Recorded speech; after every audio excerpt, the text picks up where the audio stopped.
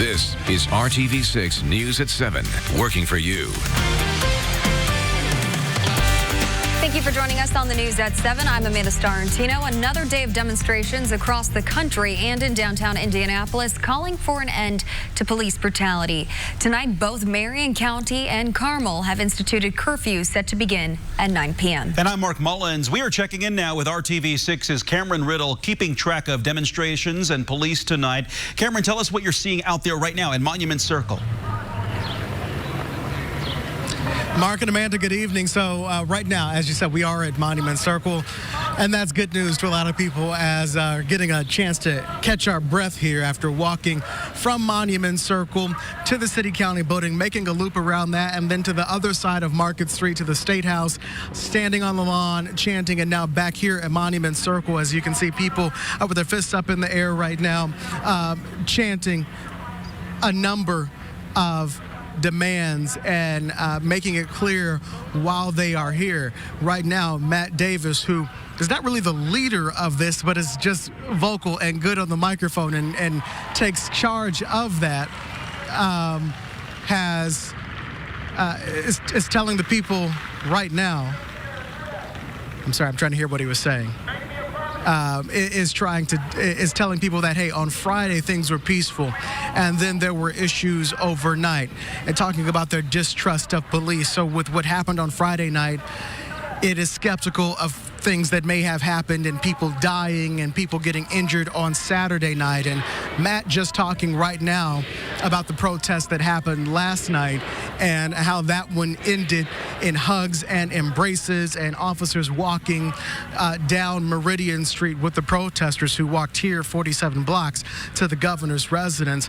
Matt up there asking folks, how were we supposed to hug last night, and then what are we supposed to do today? We can't trust that if we can't trust Saturday and we can't trust Friday. So really the question is what happens for the rest of the night as they continue to make their demands. I can tell you the plane here is being built in the air each night as these different protest groups come together. But the bottom line, the one thing that is clear is they're going to keep protesting even throughout the rest of the week, every day here at 4 o'clock. No matter the weather, yesterday it was raining, today nearly 90 degrees, but that has got this crowd to go even bigger, probably the second biggest group we've seen since Saturday, which was massive. Reporting live downtown, I'm Cameron Riddle, RTV6. Thank you, Cameron. And last night's protest ended peacefully as officers walked with the community. It was a much different scene than what the city experienced over the weekend. Megan Sanctorum spoke with IMPD Chief Randall Taylor today to find out what he expects to see from his officers and the community moving forward. The chief tells me last night's protests ended better than he could have hoped for. And although small, he says it's a sign of progress and a sign conversations can happen. A peaceful day of protests ending like this. Really, it's not us versus them. We're all part of one community. It was a much different scene than Saturday night when some protesters turned to violence and destruction. They lose the message, you know, in the violence, whatever message they're trying to send is lost. The chief says he wants to be able to speak with the community, hear their concerns, and work with them. He says the actions of protesters last night allowed for that to happen. If you're not going to be violent and you're willing to protest peacefully, then that's always going to open the door for you to come in and talk, be at the table and discuss those concerns. So I think that message was learned last night. Some local groups have criticized officers, calling last night nothing more than a photo opportunity. The chief's response to that? I would say they don't know our officers at all. That's not what we do. We don't need photo ops. I believe that was genuine. I believe that that is the lieutenants and the sergeants' baseline as how they handle people is with most of our officers. Working for you, Megan Sanctorum, RTV6. And the chief says he expects additional protests to be peaceful. A 29-year-old man has been arrested in connection with the killing of 18-year-old Dorian Murrell, one of two people killed over the weekend during demonstrations that turned violent downtown. But there have not been any arrests in the death of former IU football player Chris Beatty. RTV6's Stephanie Wade is speaking with friends who say Beatty's death is a huge loss for the Indianapolis community. A proud Cathedral High School alumni, former Indiana University football player, and Indianapolis business owner Chris Beatty was one of 2 men shot and killed over the weekend when violence erupted during demonstrations downtown. Beatty died near Vermont and Talbot. It's still unclear what exactly happened.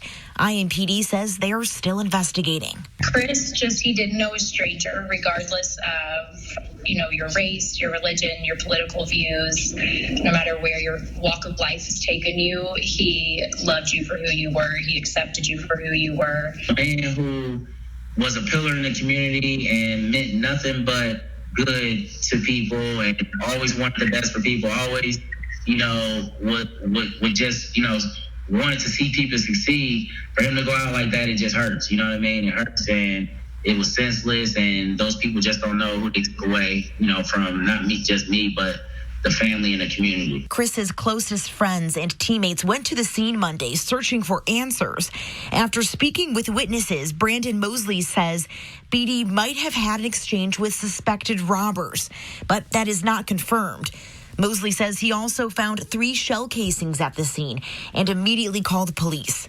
He's hoping police find who did this and took someone so loved by so many. I want to see justice. I want us to be able to find these guys. Stephanie Wade, RTV6. If you know anything about the shooting, you're asked to call Crime Stoppers. That number is 317-262-TIPS. And checking in now, Storm Team 6 Chief Meteorologist Kevin Gregory. Kevin, we definitely felt that warm up today.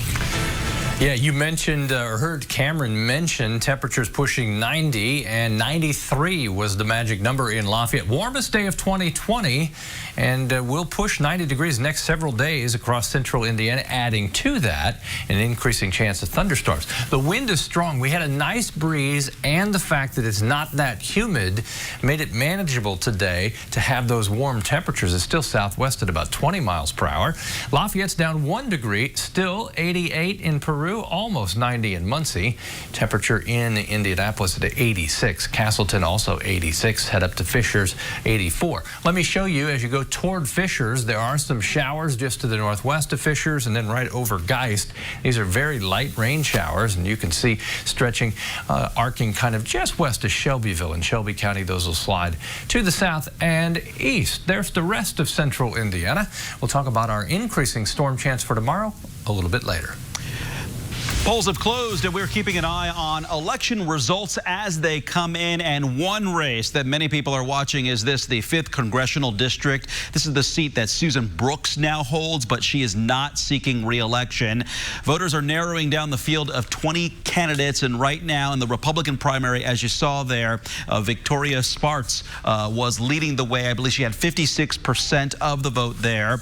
All the candidates that we're showing you had a long campaign, many of them investing in campaign ads. Victoria Spartz, one of those. Let's go to the Democratic side here for District 5 there. And as you can see here, Christina Hale leading the way with 40% of the vote, followed by Andy Jacobs, whose father had a long storied political career here. We'll keep an eye on all these. We're also keeping track of school referendum votes in Beech Grove for you this evening. You can always get the latest by going to our website, theindychannel.com. This was a big day for voters who were turning up at the polls and waiting through long lines at Marion County polling places. RTV6's Cornelius Hawker is live outside the county's Election Service Center. So Cornelius, some voters might still be waiting to cast their ballots even at this hour.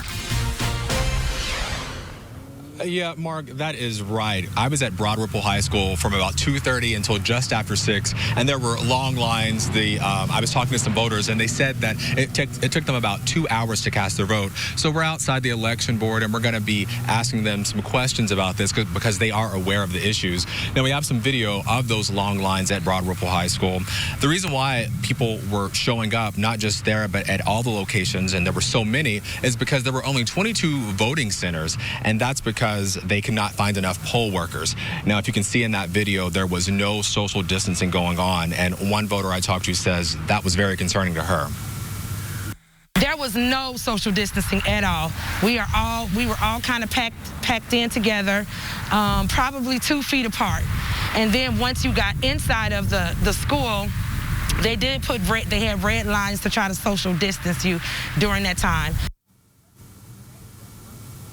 Now, the election board is aware of all these issues, and tonight at 11, I'm going to be asking them what they plan to do to make the general election in November safer for voters.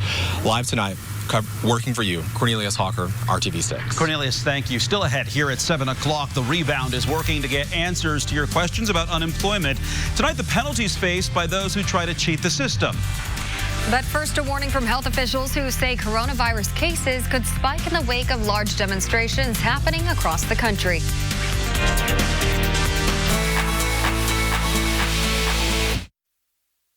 This is RTV6 News at 7, working for you. The State Department of Health is reporting more than 2,000 coronavirus deaths since the pandemic began. And today, the department reported 46 new deadly cases of COVID-19, bringing the total to 2,022. More than 35,000 people have tested positive for the virus. And as of today, 44% of the state's ICU beds and 83% of its ventilators are available. And with demonstrators taking to the streets in Indiana, plus several other states heading to the polls, there are concerns about increased spread of the coronavirus. ABC's Romina Puga shows you why health officials are worried one crisis could amplify the other. Health officials are warning protesters who are filling the streets across the country that the coronavirus is probably marching with them. The close contact, vigorous yelling and exhaling, and coughing due to tear gas, all circumstances that could spread the virus. Doctors believe we'll see new cases connected to these demonstrations. We might have more hotspots because, again, large crowds, closed setting, and some people that are out might be actually carrying the disease, right? The asymptomatic population. Today, the head of the White House Coronavirus Task Force on how testing will be expanded. We are really trying to work with each of the mayors to expand testing availability over the next week or two so that the individuals who are involved in the peaceful protest can get tested and really know their status before they unknowingly spread it to the elderly. But some marching for justice say it's a risk they'll take. This problem and this epidemic is bigger than COVID-19.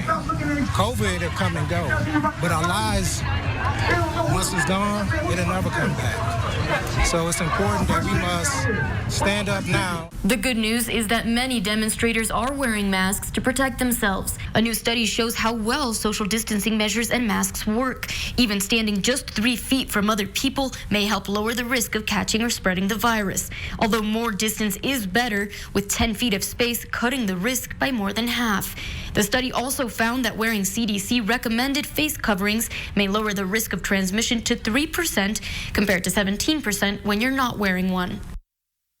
And today, another potential chance for coronavirus spread. Crowds head to the polls in 8 states plus Washington, D.C. for the biggest day in voting since Super Tuesday, with 479 delegates up for grabs. In Colorado, Romina Puga, ABC News. Well, a summer pattern will settle into central Indiana. That means several opportunities for rain ahead. More details on that after the break. Honda of Fishers. The Rebound Indiana is keeping track of the way the state's unemployment system is working for you.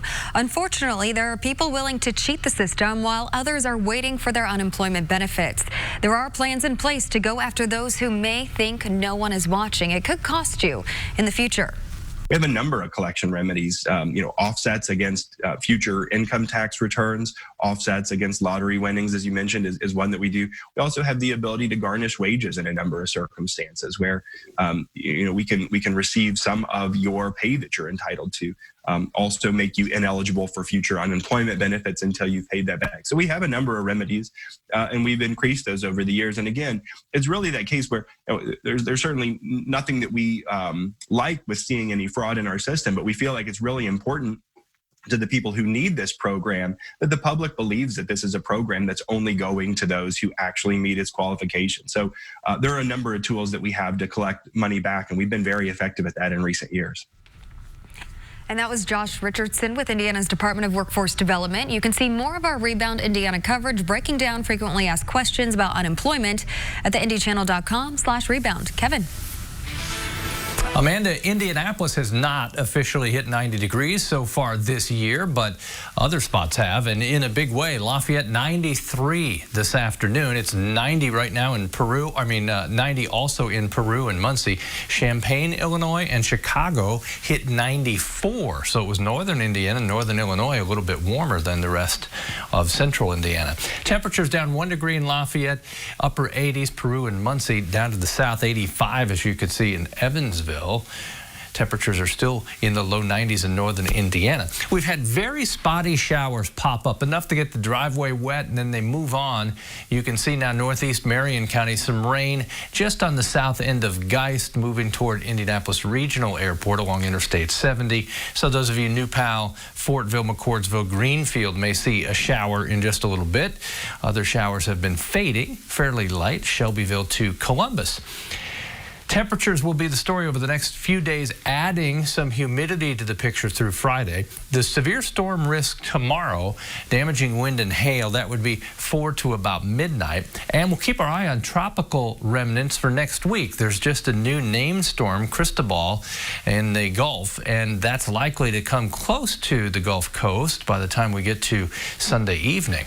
Our probability of rain goes up tomorrow evening. It's peaking before midnight. That is sparked by a cold front. All of the viewing area in yellow represents the slight risk for severe storms. Don't think we'll all see thunderstorms, and this kind of bears out with our TrueCast timeline. 4 o'clock, see the little patch, Kokomo, Peru, Delphi, Logansport. Then there are breaks in there. That will continue to not be a solid line the way it looks now, but of the storms that develop, isolated severe storms can't be ruled out. That's through 11 o'clock tomorrow night. Thursday, still scattered thunderstorms developing in the afternoon. Temperature of about 85 degrees. It'll be a little warmer to the south. Your 7-day forecast, we will break out of the pattern after Friday.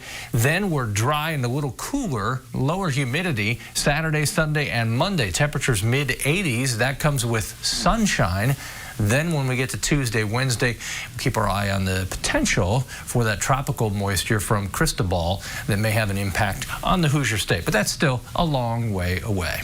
That's your 7-day forecast. Thanks, Kevin. We appreciate that, too. Clothing stores are starting to open their doors again, but they're facing a new problem inside. What to do with all that stuff? Items that were on sale when the stores closed are now out of season, and basics have piled up without the usual stream of customers. Retailers have a few options, including storing excess items, selling them to discounters like TJ Maxx, or posting them on resale websites. Clothing sales were down 89% in April compared to the same time last year. The summer months are here, and many companies are reminding their employees that it's okay to use vacation time. Between travel restrictions, quarantine rules, and more people working from home, HR agencies estimate that millions of Americans are not taking their paid time off. But even if you can't go anywhere, mental health professionals say it's important to take a break. A survey from the U.S. Travel Association found that last year, more than 760 million vacation days went unused.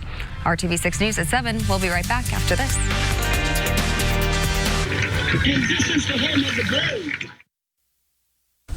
Some ride-sharing and delivery services are modifying their hours to comply with curfew orders across the country. Uber tells The Verge it will coordinate with local leaders to make adjustments. It says it already suspended service in some areas with intense protests like Minneapolis, San Francisco, and Los Angeles. DoorDash and Lyft also say they will comply with curfews. Just a couple showers around this evening. Most of us are going to stay dry. Little different stories we get to tomorrow. I think the probability of thunderstorms increases. They're more widespread tomorrow evening. 87 will be the afternoon high. 85 Thursday. Still thunderstorms most likely during the heat of the day in the afternoon hours. And one more day with some thunderstorms. Friday, 87 for the high. We dry out as we go into the weekend. That's perfect timing. Amanda? Thank you, Kevin. And for live election results, check out theindychannel.com, and we'll be back with the news at 11.